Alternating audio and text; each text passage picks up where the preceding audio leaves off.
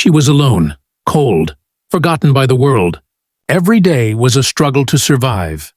And then, a tiny voice broke through the darkness. "You need a home, and I need a mommy." In that moment, nothing would ever be the same. Two broken hearts, strangers in a city of strangers, were about to find hope, love, and a second chance in the most unexpected place, a rainy bus stop. Sophie was only 24, but life had already shown her its cruelest face. She had lost her parents at a young age and had struggled to find stability ever since. College, which once felt like a gateway to her dreams, had become a distant memory. After losing her part-time job during a sudden economic downturn, she found herself alone in the world, with no home, no savings, and no family to turn to. Each day became a fight just to survive. The city streets were unforgiving. Sophie wandered from shelter to shelter, only to be turned away because they were full. Nights were the hardest, the cold seeping through her thin jacket, the hunger gnawing at her stomach, and the endless sound of rain hitting the pavement outside. She carried a small backpack, her only possession, containing a few worn-out clothes and the last letters from her parents, reminders of a life that now felt so far away. She had learned to avoid people's eyes. Looking at others' warmth and security only reminded her of what she had lost. Cars sped by, splashing muddy water across the sidewalks, and passers-by hurried past, too busy with their own lives to notice the young woman sitting in the rain, shivering and broken. That evening, the sky had opened up into a relentless downpour. Sophie huddled against the cold metal of the bus stop bench, pulling her knees close to her chest. Her teeth chattered, and she could feel her body growing weaker with every passing minute. She whispered to herself, "Maybe tomorrow will be better. Or maybe tomorrow will never come at all." Her thoughts were interrupted by the sound of tiny footsteps splashing through puddles. Looking up, she saw a small figure approaching. A little girl, maybe 6 or 7 years old, wearing a bright yellow raincoat that contrasted with the gray, wet city. The girl held a pink umbrella, almost too big for her small frame, and her wide blue eyes sparkled with curiosity and innocence. Sophie blinked, unsure if she was imagining it. The little girl walked closer, tilting her head slightly, and said something that stopped Sophie's heart. "You need a hommin' and I need a mommy." The words were simple, yet they carried a weight that Sophie couldn't explain. For the first time in months, someone had not looked at her with pity or avoidance. Someone had looked at her with understanding, hope, and even love. And in that moment, despite the rain, the cold, and the despair, Sophie felt a small flicker of something she hadn't felt in a long time. Connection. Sophie stared at the little girl, unable to believe her ears. "What did you just say, sweetheart?" she asked softly, her voice trembling from both the cold and surprise. The girl tilted her head and smiled, her innocent eyes shining even brighter under the rain-soaked sky. "You look sad and cold. Mommy says everyone deserves a warm home. But I don't have a mommy anymore. So maybe you can be mine?" Sophie's heart tightened. The words were so simple, yet they carried a weight that cut through the layers of pain she had built around herself. You don't have a mommy?" she whispered, barely able to speak. The little girl nodded solemnly, her tiny lips quivering slightly. "Mommy went to heaven last year. Daddy says he misses her, but I miss her more. Every night I cry alone. Sometimes I wish she was here with me. But maybe you can be my mommy?" Sophie felt tears prickling at the corners of her eyes. Her mind raced, not with the usual fear or judgment, but with something she hadn't felt in a long time. Hope. Before she could respond, a man's voice called out from a distance, filled with worry. "Lily, where are you?" The girl perked up immediately. "I'm here, Daddy," she shouted. A tall man in a suit came running toward them, his face a mixture of panic and relief. As he reached the bus stop, he knelt down, scooping the girl into his arms. He hugged her tightly, as if he could never let go again. Then his eyes met Sophie's, wet, shivering, and worn from weeks on the streets. For a moment he paused, unsure of what to say. Then softly, almost reverently, he said, "Thank you for keeping her safe." But Lily wasn't finished.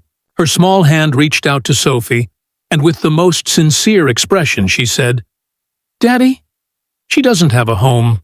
Can we take her with us?" Daniel, her father, hesitated. "Sweetheart, we can't just take strangers home," he said gently, unsure of how to respond to such a heartfelt plea. Lily's eyes brimmed with determination. "Please, Daddy, Mommy would have helped her. You always say kindness is love, remember?" Daniel looked back at Sophie, seeing the hunger, the cold, and the exhaustion etched into her young face. Something inside him softened. "Miss, are you okay? Do you have somewhere to go?" Sophie lowered her eyes, ashamed. "No, I've been trying to survive on the streets. I lost my home, my job, everything." Daniel sighed deeply, and without thinking, he took off his coat, wrapping it around Sophie's shoulders. "Come with us. At least for tonight. You can get warm. You can have dinner." Sophie hesitated, a mix of disbelief and gratitude flooding her heart. Finally, she nodded slowly. The tiny hand of the little girl squeezed hers tightly, and as they walked toward the car together, Sophie realized for the first time in months she was not alone. As they walked toward the car, the rain still dripping from their coats, Sophie's heart raced. She couldn't believe this little girl had just offered her a place in her life. A life that had seemed impossible to belong to. The warmth of Lily's tiny hand in hers felt like a lifeline, pulling her out of the darkness she had been trapped in for so long. Daniel, the father, guided them gently to the car. "Are you cold?" he asked Sophie, concern evident in his voice. "Yes, a little," Sophie admitted, her voice soft. It was strange, but she felt safe for the first time in weeks. Lily looked up at her father, her eyes wide. "Daddy, she doesn't have a home." Can we help her?" Daniel sighed, torn between logic and compassion. He had lost his wife a year ago and was still trying to piece together life for himself and Lily. He knew that bringing a stranger into their home was risky, but as he looked at Sophie, he saw the pain, the exhaustion, and the quiet desperation she carried. And he saw something else, too, something rare. Kindness that hadn't been extinguished despite everything she had been through. "Miss, do you have somewhere to go?" he asked gently, kneeling to meet her gaze. Sophie swallowed hard. "No, I've been on the streets for months. I don't have a home, or anyone to care about me." Daniel's chest tightened. He understood loneliness. He had watched his little girl cry herself to sleep for months after losing her mother. And now he saw the same emptiness reflected in Sophie's eyes. He took off his coat and draped it over her shoulders. "Come, tonight at least, you'll be warm. You'll have food. You'll be safe." Sophie's throat tightened. Tears blurred her vision. But this time, they weren't tears of sadness. They were tears of relief, of hope, of the first sign of light after months of darkness. Lily squeezed Sophie's hand again. "See? Mommy would have wanted us to help her," the little girl said. Her innocent conviction was so powerful that even Daniel couldn't help but smile softly. As they drove away from the bus stop, the rain started to ease.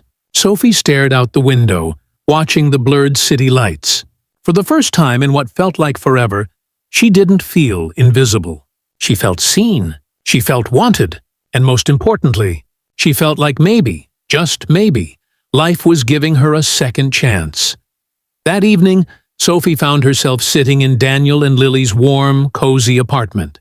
The smell of freshly cooked food filled the air, mixing with the faint scent of candles and the soft hum of the city outside.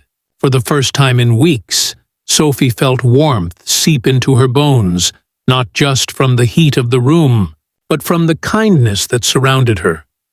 Lily bounced around the kitchen, holding a small plate of cookies she had helped bake. "Look, I made these for you," she said, eyes sparkling. "And after dinner, I'll show you my drawings. My favorite one is a picture of Mommy and me." Sophie couldn't help but smile, her heart softening with every word. The little girl's energy was contagious.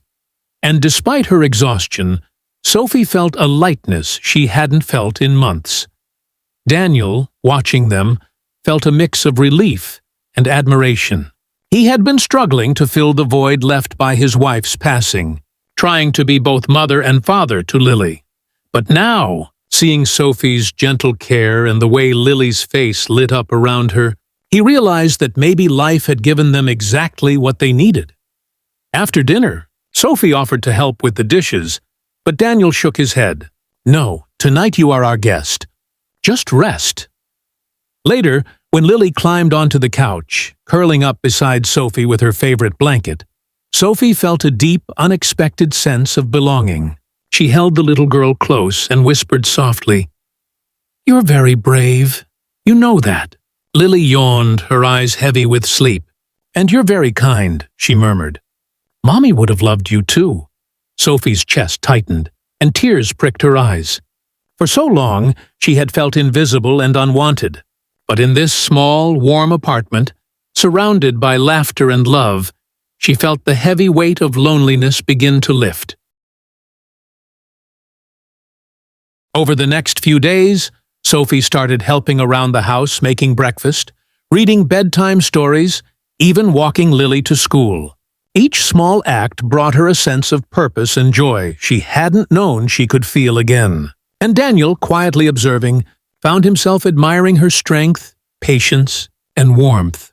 For the first time in a long while, the house was alive, filled with laughter, chatter, and the quiet, comforting rhythm of family. Sophie realized that sometimes family isn't just about blood. It's about love, care, and the little moments that make life worth living. The next morning, the sunlight streamed through the kitchen window, casting a warm glow across the room. Lily sat at the table, her tiny legs swinging excitedly as she poured cereal into her bowl. Sophie, sitting across from her, watched the little girl with a soft smile. It was a normal morning, yet it felt extraordinary, the kind of ordinary moment Sophie hadn't experienced in years. After breakfast, Lily looked up at her dad with a determined expression. "Daddy, can we keep her? She's perfect. She reads me bedtime stories, makes the best pancakes, and even tucks me in like Mommy used to." Daniel chuckled softly, shaking his head. "Lily people aren't like toys you can just keep," he said, though a smile tugged at his lips. "But Daddy," Lily protested, her eyes wide and pleading. "She's kind, she's brave, she's exactly what we need." "Don't you see?" Daniel paused. He looked at Sophie sitting quietly across from him, her eyes filled with both humility and hope. She had arrived at their doorstep broken and alone, yet she had quickly become a source of comfort, laughter, and love for his daughter. He realized that sometimes life brings people together in the most unexpected way. People who are meant to heal each other's wounds. "Sophie," he began gently, reaching out to hold her hand, "you don't have to say anything. But if you want to stay, you're more than welcome. You've brought joy back into our lives, and I think Lily and I need you more than we even realized." Sophie's throat tightened. Tears blurred her vision, but this time they were tears of happiness. I don't deserve this," she whispered. "You've already given me so much. You deserve happiness," Daniel said softly. "You brought light back into our home. Maybe fate didn't bring you to that bus stop by accident." Lily jumped up and ran toward Sophie, hugging her tightly. "So, you'll stay, Mommy?" Sophie laughed through her tears, hugging her back. "Yes, sweetheart. I'll stay." From that day on, Sophie wasn't just a stranger at a bus stop anymore. She was part of a family one made not by blood, but by love, trust, and kindness. She found herself laughing again, sharing stories, and feeling the warmth of belonging she had longed for. And every time it rained, Lily would run to the window, holding her pink umbrella, and whisper softly to herself, "Thank you, Heaven, for giving me my mommy back." Sophie smiled, holding Lily's hand, knowing that sometimes the most unexpected encounters can change a life forever. She had gone from being invisible and lost in the streets to being loved, needed, and finally home.